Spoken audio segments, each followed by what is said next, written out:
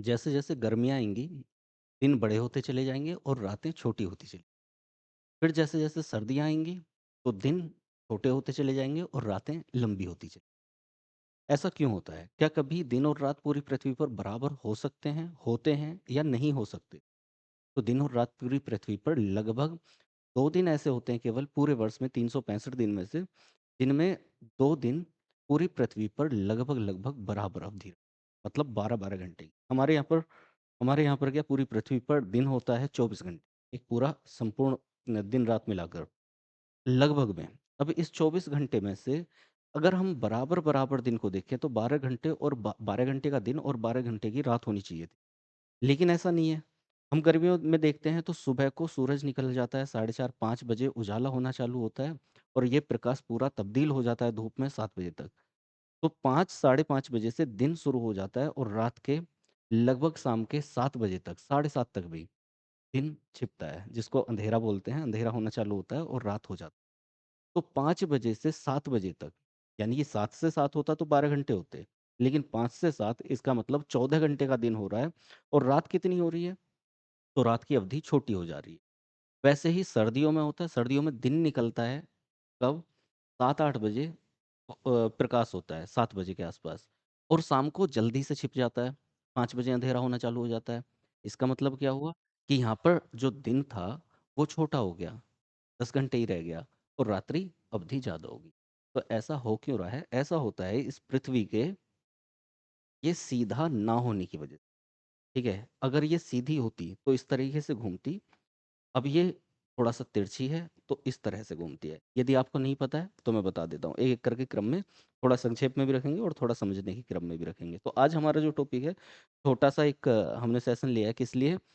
क्योंकि मार्च में एक दिन ऐसा आता है, 20 या 21 तारीख, कोई भी हो सकती है, तो वो दिन होता है, लगभग 21 तारीख को माना जाता है वैसे, लेकिन इस बार 2025 का 20 में रहा है। तो उस दिन क्या होता है, पूरी पृथ्वी पर दिन और रात की अवधि लगभग समान होती है, यानी कि 12 घंटे दिन और 12 घंटे रात, ठीक है? वैसे ही एक दूसरा दिन होता है, इसको मैं मार्क भी कर देता हूँ, यहाँ पर लिखा हुआ भी है, ये मार्च, मार्च यहाँ पर, जी। तो 20 मार्च को इस बार 2025 में रहा है, तो ये लगभग 12 घंटे दिन और 12 घंटे रात। फिर वैसा ही एक दिन आता है सितंबर में, लगभग 22 या 23 सितंबर को ये दिन रहता है, 23 सितंबर को, ठीक है? ये उसके बाद में एक दिन ऐसा होता है जहाँ पर दिन और रात की अवधि बदलती है, दिसंबर में, और एक दिन होता है जून में। जब बिल्कुल गर्मी होती है और जब बिल्कुल सर्दी होती है। लेकिन ये जितनी भी मैंने अभी तक बोला है, गर्मी, सर्दी जो भी कुछ बोला है, या दिन-रात छोटे-बड़े होना, गर्मी में बड़े होना, रात्रि छोटी होना, या सर्दी में दिन छोटे होना, रात बड़ी होनी, ये जितना भी बोला है, मैंने बोला है किसके संदर्भ में? रेफ़रेंस यहाँ पर हम ले रहे हैं किसका? इंडिया का, भारत का। तो भारत क्योंकि नॉर्दर्न हेमिस्फीयर में है, इंडिया हमारा, ये उत्तरी गोलार्ध में भारत है, ये सभी को पता होगा, ये भारत है, ये उत्तरी गोलार्ध है। अगर पृथ्वी के बीच से 2 हिस्से कर दिए जाएँ बीचों-बीच, ऊपर वाले को हम उत्तरी गोलार्ध बोलते हैं, नीचे वाले को हम दक्षिणी गोलार्ध बोलते हैं, ठीक है? तो बेसिकली है क्या?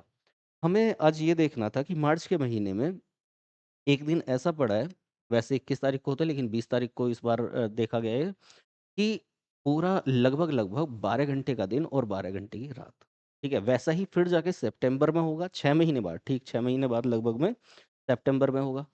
12 घंटे का दिन, 12 घंटे की रात, तो ऐसा हुआ क्यों? देखो, सबसे पहली बात, अगर ये पृथ्वी ऐसे सीधी होती, बिल्कुल सीधी, इसके घूमने से क्या होता है, पृथ्वी में क्या है, 2 तरह की गतियाँ हैं, ये स्पीड 2 तरह की, ऐसे, मतलब सूर्य के चारों तरफ इस तरह से घूमना और अपनी धुरी पर इस तरह से घूमना, ठीक है?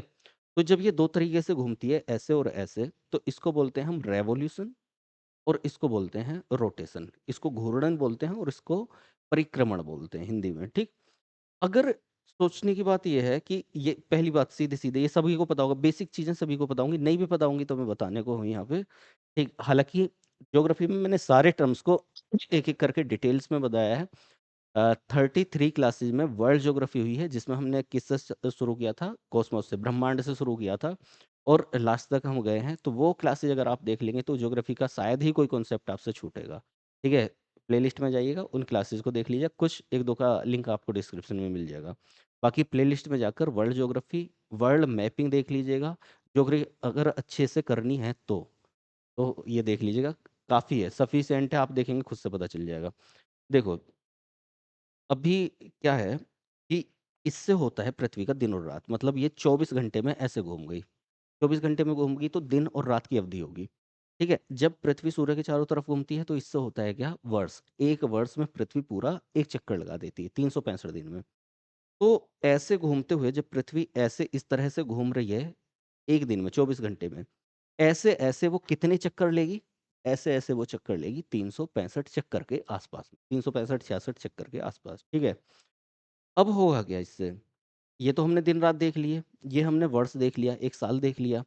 लेकिन अब ये जो हम गर्मी-सर्दी का एहसास करते हैं, वो गर्मी-सर्दी का एहसास क्यों कर रहे हैं? देखो, अगर पृथ्वी ऐसे होती बिल्कुल सीधी, इधर रखता हूँ मैं, ये। पृथ्वी अगर ऐसे होती और ये ऐसे घूम रही होती, ध्यान से देखना, ये बिल्कुल सीधी घूम रही होती, ऐसे। तो क्या होता? सूरज की किरणें यहाँ से पड़ती सीधी और यहाँ पे लगती। सूरज की किरणें ये पड़ती बिल्कुल सीधी यहाँ पर। इसका मतलब जो सूरज का प्रकाश जाता, सूरज की धूप जाती, सूरज की किरणें जाती, वो कहाँ जाती? यहाँ पे टकरा के सोचो, पृथ्वी ऐसे घूम रही है, बिल्कुल सीधे-सीधे। जब ऐसे घूम रही है, तो सूरज की किरणें कहाँ जाएँगी? या तो ऊपर जाएँगी या नीचे जाएँगी, मतलब दोनों हिस्सों में बराबर-बराबर पड़ेंगी, ठीक है? ये दोनों हिस्सों में यहाँ और यहाँ सूरज की किरणें बराबर-बराबर। इतना ही ऊपर गई, इतना नीचे चली गई। इसका मतलब क्या होता? हमेशा के लिए पूरी पृथ्वी पर दिन और रात बराबर हो रहे होते। ठीक, ध्यान रखना इस बात को, जो कॉन्सेप्ट मैं बता रहा हूँ। क्योंकि सूरज की किरणें हमेशा यहाँ पड़ रही होती, पृथ्वी ऐसे घूमे जाती आराम से और सूरज का चक्कर काटे जाती। तो कहीं भी हमें ऐसा नहीं लगता कि इसमें चेंज आता।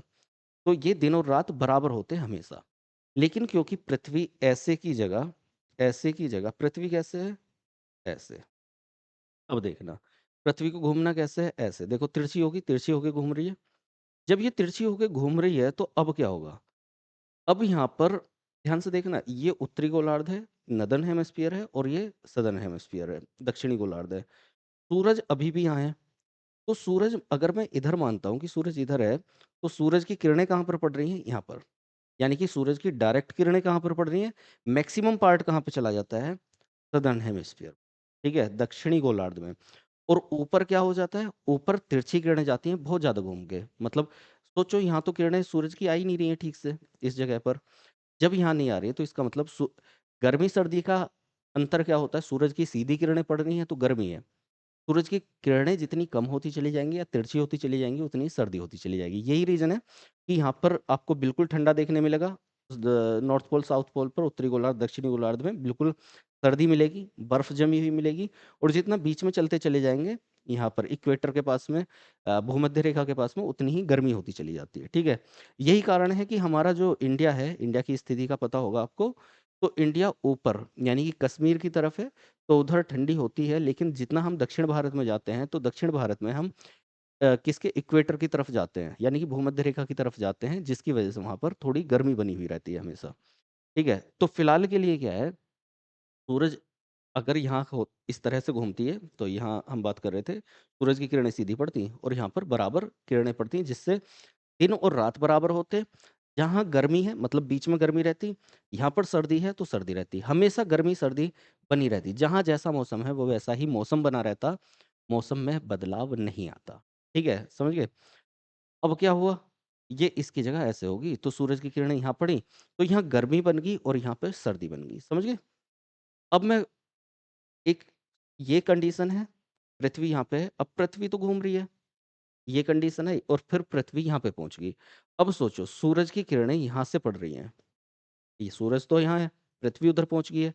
अब क्योंकि पृथ्वी टेढ़ी है, देखो ध्यान से घूम रही है, तो सूरज की किरणें कहाँ पर पड़ेंगी मैक्सिमम? उत्तरी गोलार्ध पर। जिसकी वजह से अब क्या हो गया, उत्तरी गोलार्ध में गर्मी होगी और दक्षिणी गोलार्ध में सर्दी होगी। तो बिल्कुल सीधा-सीधा सा जो मौसम होता है वो अपोज़िट होता है नॉर्दर्न हेमिस्फीयर में और सादर्न हेमिस्फीयर में, उत्तरी गोलार्ध में और दक्षिणी गोलार्ध में। क्योंकि भारत कहाँ पर है? उत्तरी गोलार्ध में है। तो हम भारत के परिप्रेक्ष्य में देखें, तो ये जो मौसम होता है ये वाला, मतलब इसमें चित्र हो सकता है उल्टा हो, मैं अपने अकॉर्डिंग यहाँ पे बता रहा हूँ। अगर इस तरह से हम देखते हैं, तो ये अगर सूर्य ये है और सूरज की किरणें उत्तरी गोलार्ध में ज़्यादा पड़ रही हैं, तो ये मौसम होता है जून वाला। तो जून में क्या है, भारत के ऊपर सीधा कर्क रेखा पर, भारत के क्योंकि बीचों बीच से कर्क रेखा, तो हम ले सकते हैं उसका रेफरेंस। तो यहाँ पर भारत के कर्क रेखा, पूरे विश्व में कर्क रेखा पर क्या होता है, सूरज होता है कब, ये जून में, 20 या 21 जून को, 21 जून को माना जाता है आमतौर पर। तो जून में, जिसकी वजह से उत्तरी गोलार्ध में पूरी गर्मी बन जाती है, और दक्षिणी गोलार्ध में क्योंकि सूरज यहाँ से दूर हो गया, इधर से दूर हो गया, तो यहाँ पर क्या हो जाएगा, सर्दी हो जाएगी, इस वाले हिस्से में यहाँ पर गर्मी बन जाएगी। घूम के यहाँ आ गई पृथ्वी, तो अब यहाँ गर्मी हो जाएगी दक्षिणी गोलार्ध में, और ऊपर यहाँ पर सर्दी हो जाएगी, क्योंकि भारत यहाँ पर है, तो यहाँ पर सर्दी होगी, यहाँ पर गर्मी होगी। ये कंडीशन कब होती है, दिसंबर में। दिसंबर में हमारे यहाँ पर सर्दी होती है, और यहाँ पर गर्मी होती है। अब सीधी सी बात है, जब सूरज यहाँ पर है, उजाला उतना ही ज्यादा हमें दिखेगा, ठीक है। तो इसका मतलब क्या हुआ, जब ये जून में होता है तो क्या, प्रकाश हमें ज्यादा देर तक दिखाई देता है, ठीक, जिसकी वजह से दिन बड़ा होता है और रातें छोटी हो जाती हैं जून में, ठीक। दिसंबर में क्या होता है, हमारे यहाँ पर क्योंकि सूरज तो दक्षिण गोलार्ध में ज्यादा दिख रहा है, तो दिन वहां पर बड़ा होता है और रातें वहां पर छोटी होती हैं। लेकिन जब दिन वहां पर बड़ा होगा तो हमारे यहाँ पर उल्टा हो जाता है, दिन छोटा और रात बड़ी हो जाती है सर्दियों में, ये कंडीशन होगी। और वो डेट कौन सी होती है, दिसंबर में, 21-22 दिसंबर, ठीक। ये सर्दी वाला। अब देखो यहाँ सूरज है, ये वाली कंडीशन है, सूरज की किरणें यहाँ दक्षिणी गोलार्ध पर पड़ रही हैं। ये उत्तरी गोलार्ध में जब भारत है, तो यहाँ पर क्या हो रहा है, सर्दी हो रही है। यहाँ पर विंटर का सीजन दिख रहा है आपको, विंटर ये येलो से दिख रहा है, तो सीजन इन नदर्न हेमिस्फीयर, ठीक। तो ये विंटर का सीजन दिख रहा है। जब सूरज यहाँ पर है, मतलब पृथ्वी ऐसे झुकी हुई है, इसने हाँ इधर कोई दिखाया हुआ है झुका हुआ, तो यहाँ पर है, तो सूरज की किरणें सीधी पड़ी उत्तरी गोलार्ध में, तो यहाँ पर जून के महीने में क्या हुआ, गर्मी होगी, समर होगी, ठीक।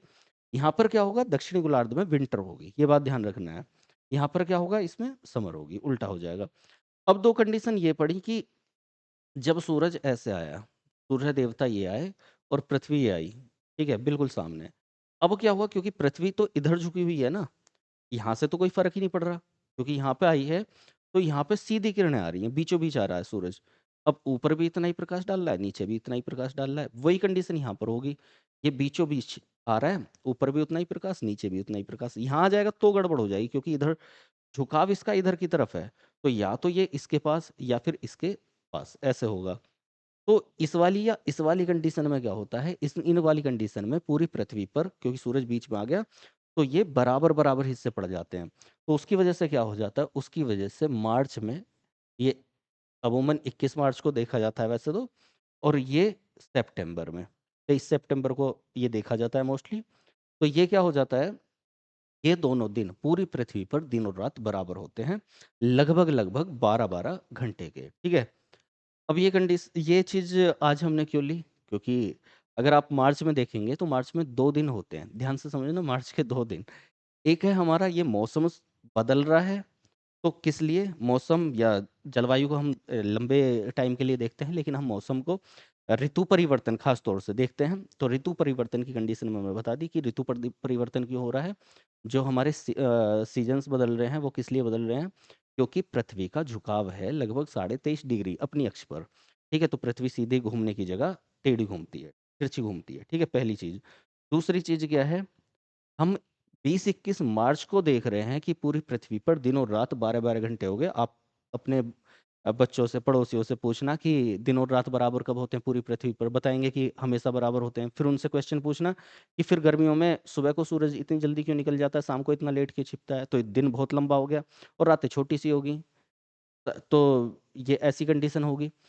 तो तब फिर एक सवाल निकल के आता है, क्योंकि यहाँ पर मौसम को भी देख रहे हैं हम यहाँ पर ऋतु परिवर्तन को भी देख रहे हैं, तो एक दिवस और मनाया जाता है।